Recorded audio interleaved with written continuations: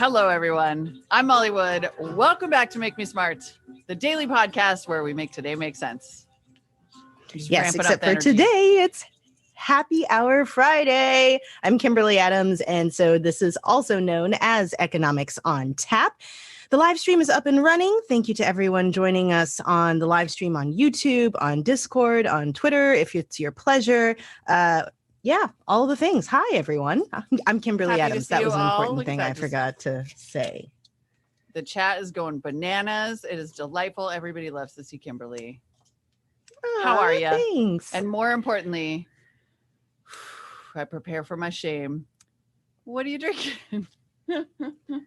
I was like, oh my God, I need to order some drinking shrub something and like some basic? fancy cocktails. Girl, it's so hot here. I'm having a Mexicoke.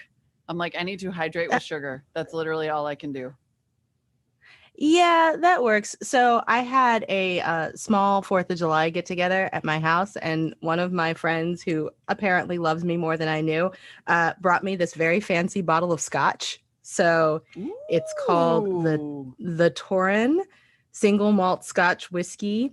It's 12 years old, and so I'm gonna have some of this for love that. For See, this makes me feel great because I broke the cork. No. Mayday. Well, that's just a tragedy. Oh no. Anyway, what are you push it drinking? Down in there? I guess you can't really decant that. Well, we're both having Mocktail Friday. Hope you got some water there with you. Would you like me to vamp for a minute while you go and get a bevy? Because we can do this. No, I'm going to make use of my niece who's visiting. Excuse me 1 second. Maricela, can you bring me a bottle of water, please? Okay. Thank you. Go ahead. Everyone's like, live. No! Tim Anderson, shut it down. What is even the reason now? Hilarious. Corkscrew. Can your niece bring you a corkscrew? Is that legal? No, that's okay. I'll have water. It's good to make healthy choices. What's everybody else drinking? I know exactly. You tell us what you're. I'm going to wheel away for a second. Permission to make a corkscrew run. Bishop cider. Let's see. We've got Union Jack. There's a bunch of beer stuff in here. There's a bunch of beer in here. And no one's taking shots because I do not have tequila. Trying to stay hydrated. Yes, hydration is key. Warm. Water is a good life choice for all of us. I see Beach Bohemian craft beer. Let me check out what is happening in the Discord. What are people drinking in here? Let's see. Water. Rye Manhattan, cranberry tea from Sun. Interesting. 47 monkeys and tonic. Topo Clementine. Chico plus bitter milk burnt grapefruit bitters plus lime. Okay. Wow. All right, well, good. It's good to know the chat is bringing the complicated drinks. We're just going to bring you the news and our fun game, half full, half empty, and then roll on into the weekend. I'm Kimberly, I want you to go first on the news because I'm in love with this topic that you're bringing today. Well, I wanted to sort of tangentially relate it to the actual news. So we're getting a lot of rain here on the East Coast, left over from Hurricane Elsa.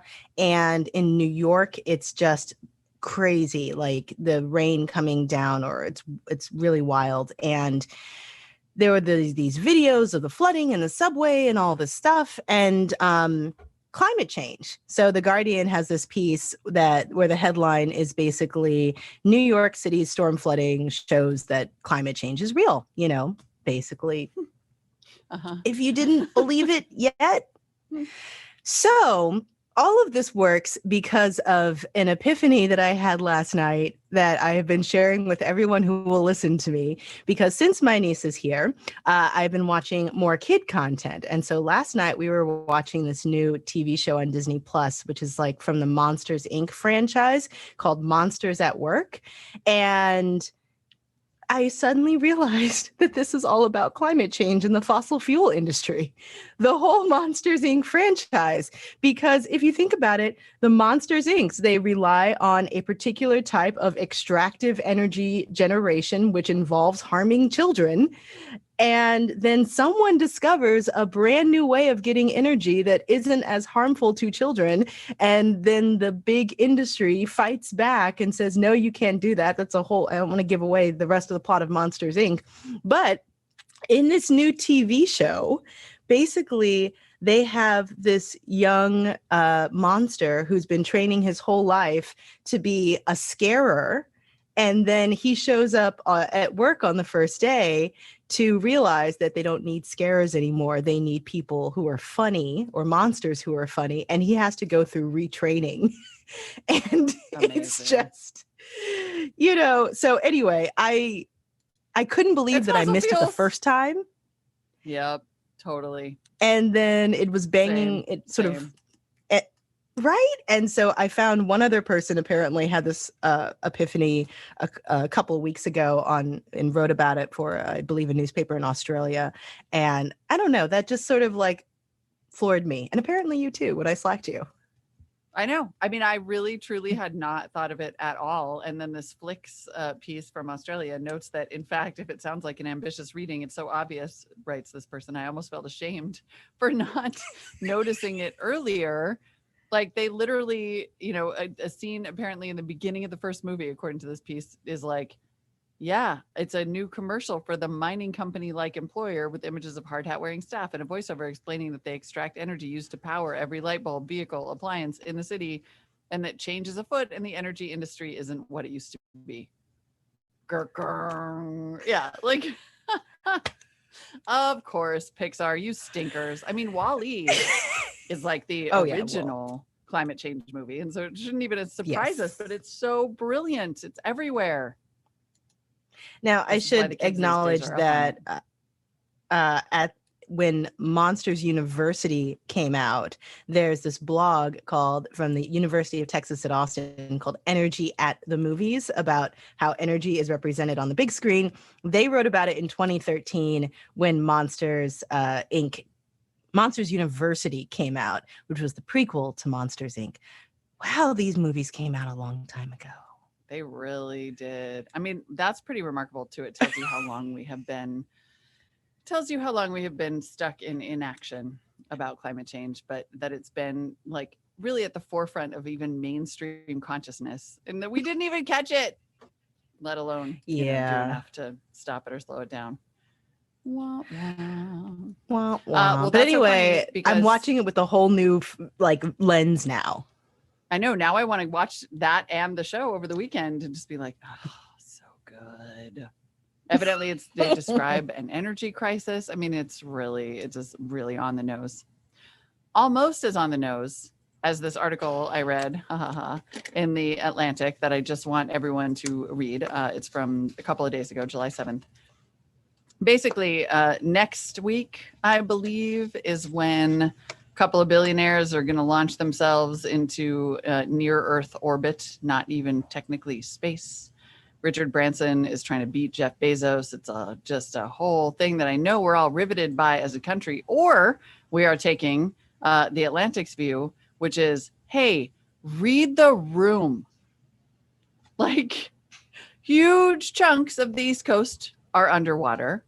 The fire season has already begun. The middle of the country and all the way west is in what is being lovingly termed a mega drought. We're still trying to vaccinate enough people that we don't just have like needless deaths over and over in the United States and across the world from a pandemic. And these dum-dums are in a rocket measuring contest to see who can get to low Earth orbit first. Sorry. Did you wait until I took a sip of water for that one? No, it was totally an accident. I happened to see it just at the exact right moment.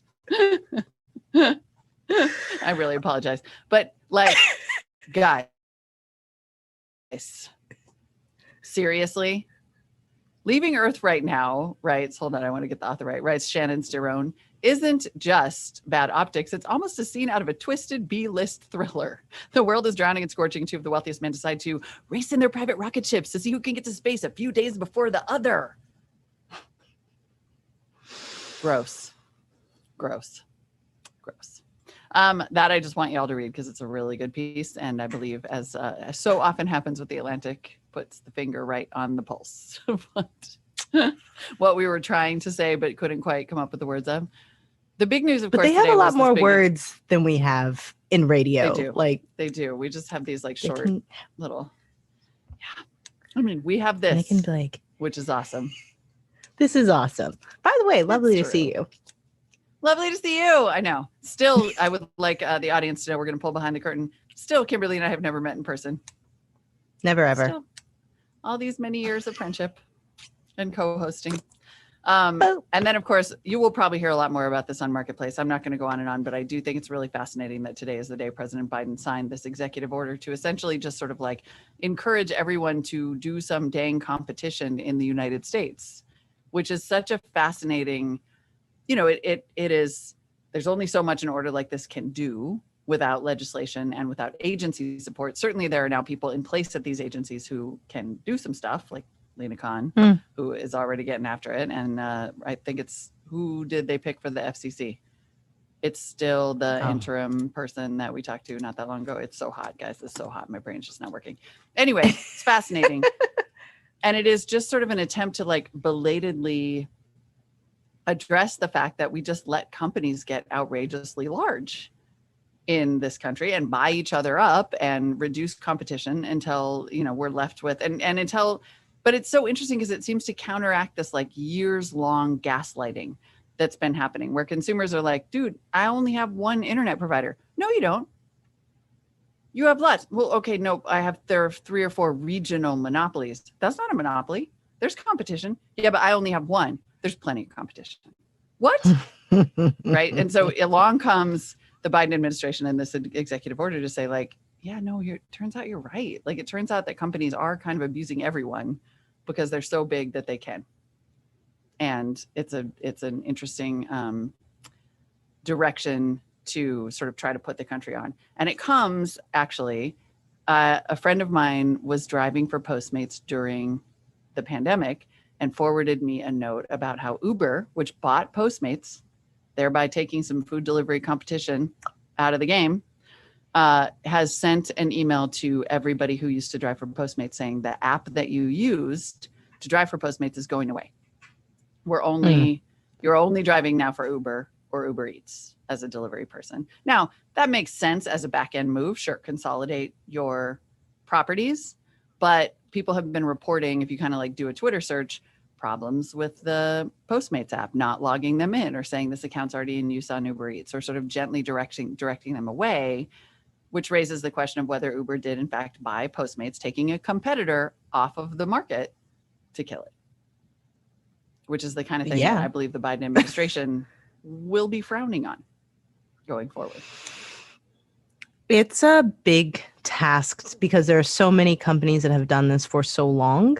And there are so many to unwind. And that executive order, also called for the government agencies to sort of look back at some previously approved mergers to see if they were appropriate. Unwinding those takes all sorts of legal challenges. And, you kind of have to wonder with everything going on if the government has enough lawyers for everything that it's taking on. Because almost every single line of that and the reaction from businesses and industry groups that I got in my inbox today we're very concerned about free market competition and blah, blah, blah, AKA you try this, we're going to sue you. And we are going to drag it out in court until hopefully there's a friendlier administration. This is what often ends up happening.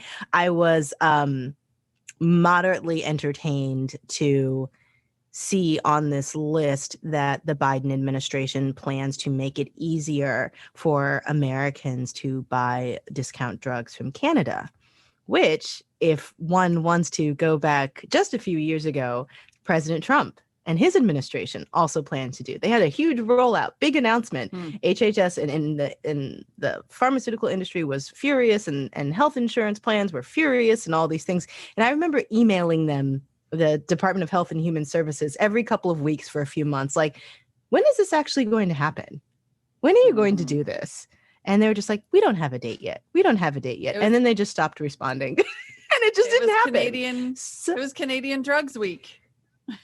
Right. And the Canada was whole furious too. They decision. were like, don't do that. The Canadian government Yeah. was like, don't do that. We need our cheap drugs. So I bring that up because executive orders tell government agencies to do a thing or to start working Right. on a thing. That does not necessarily mean said thing will happen. Just a tiny grain of salt. But Or even can happen. And as you point out, these companies have tons of money for lawyers because we let them get so big.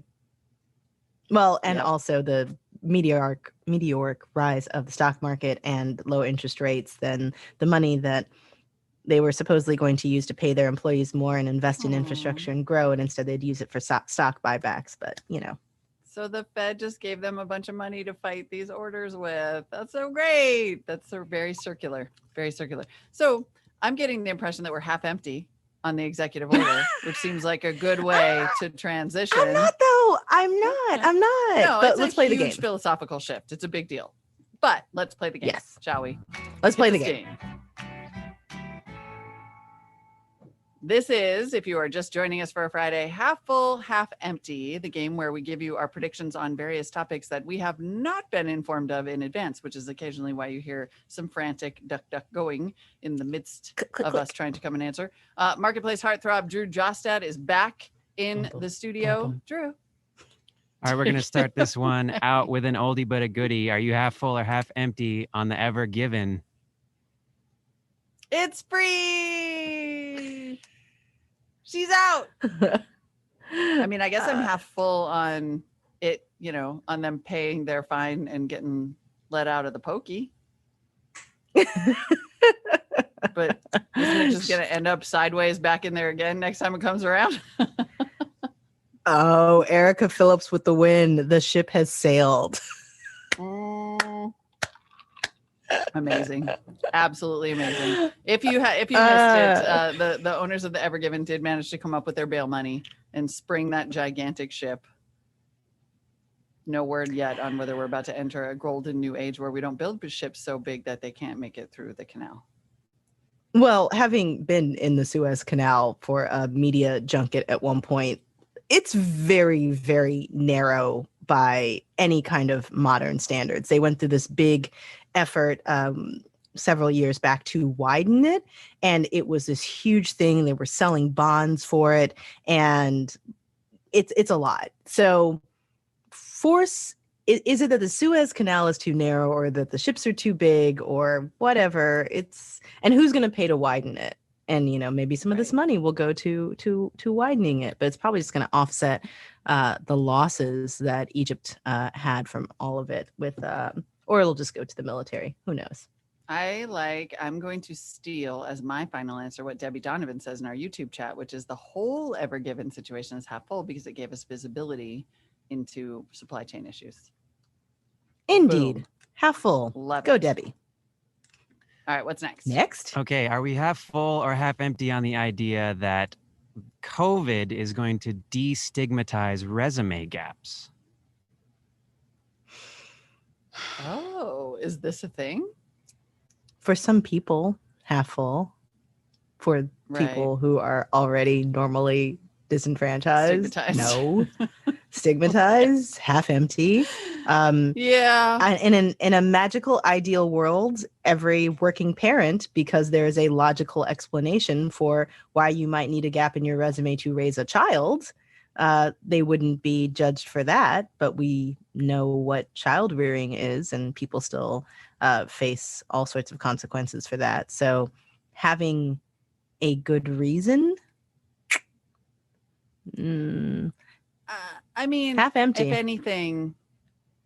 If anything, the labor market, it seems to me, will do the work of dealing with, like, you will still have all the same inequities, but it just might be easier to get a job, not just because it's harder to hire. So if that is because of COVID, then I guess in a roundabout way, then COVID will maybe destigmatize resume gaps. But I think the main thing is just like, if a company is in a specific town, hiring anybody with a pulse, then maybe the resume won't matter so much. Yeah, so I guess a COVID pandemic length resume gap may be acceptable, but any of the people who end up long-term unemployed, which is going to disproportionately affect older workers and workers of color and women, that's a big chunk of the economy. It's going to disproportionately affect a lot of people. I think people who suffer from long-term unemployment out of this are not going to get that same amount of grace, but probably people who only have that gap. If you worked in the restaurant industry and your resume gap only lasts as long as restaurants were closed, everyone will ignore it. But anybody longer than that, probably not. Seems like half literal empty. half full. Yep. Okay, half empty. Seems like literal half. We have landed in the middle. Half. Okay, half empty it is. Yes. What's next, Drew? Are you half full or half empty on Fox weather? See, this is the part where I'm like, Fox weather. Later this year, Fox is set to debut I can tell their you about this one. 24/7 So weather streaming channel. Oh, okay. I found it on Marketplace. Yes. $4.99 I can talk a month. about this. Oh, go please. Yeah. Oh, yes. So the Fox News channel wants its own weather channel. People like to watch weather. Like, I am from Missouri. We spend a lot of time watching weather. Although we did have a tornado here in DC the other day. Random, usually doesn't happen. But I can imagine it's a big lucrative growth market, because you know what people aren't watching Fox for anymore? Politics. Because with Trump out of office, that was a big draw for them. And he's kind of a liability to put on air right now because of the things that he might say that would open you up to a lawsuit. And so you have the viewership, kind of as Trump predicted, fell off.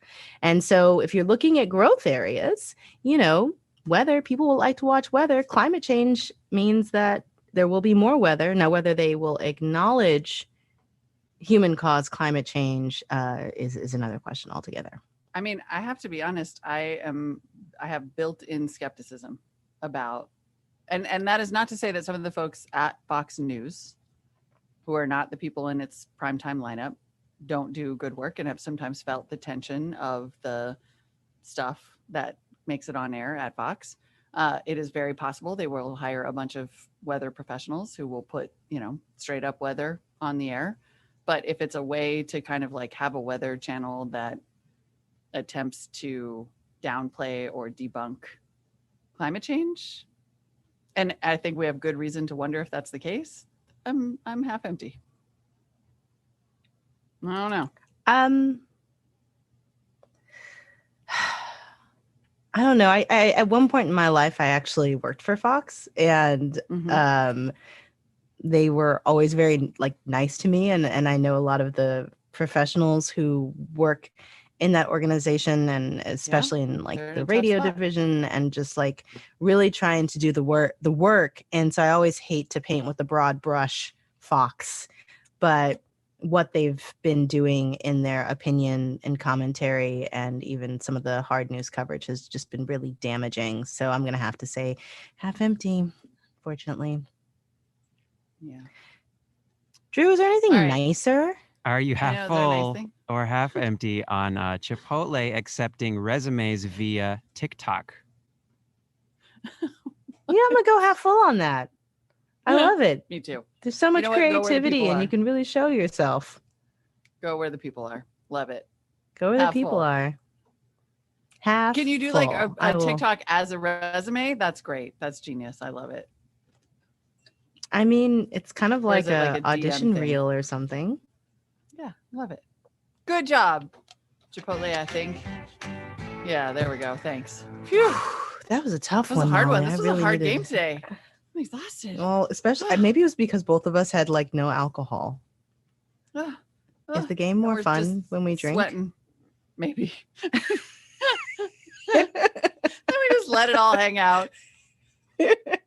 Stupid billionaires. Anyway. That's it for us today. That is it. That's it for us today. We will be back next week. In the meantime, please send us your comments and questions via email or voice memo, and we are at makemesmart@marketplace.org. Yes. Email us. My water. My nice water. Woo. Water. I'm sad that I didn't get to hang out with that scotch. Today's episode of Make Me Smart was engineered by Charlton Thorpe. Stephen Beyond produces our favorite game, Half Full, Half Empty, and the YouTube live stream. He's the busiest man on Fridays. On Fridays. The senior producer is Bridget Bodner. The executive director of On Demand is Satara Nieves. And shout out to Tony Wagner, keeping it live in the Discord as well. T-Wags, making friends in the Discord. Wah, wah, wah, wah. We do. We're gonna need Oh, we're gonna boy. need a TikTok of you getting that cork out of the scotch. You know me, I'm so late on 'Cause you social can't media decant the whole platforms. thing. No, I'm gonna do that thing where you sort of like turn it upside down and you very slowly kind of pull it. It's gonna hopefully Oh. work out. I'm gonna be very careful. Yeah. Oh man. All right. I have faith in you. Someone said condolences on the court, Kimberly. It's okay. Oh, it's gonna I'll be live. It's gonna work out. It's Bye, gonna- science. everyone. All right, everyone. You're Science. great. We got to skedaddle.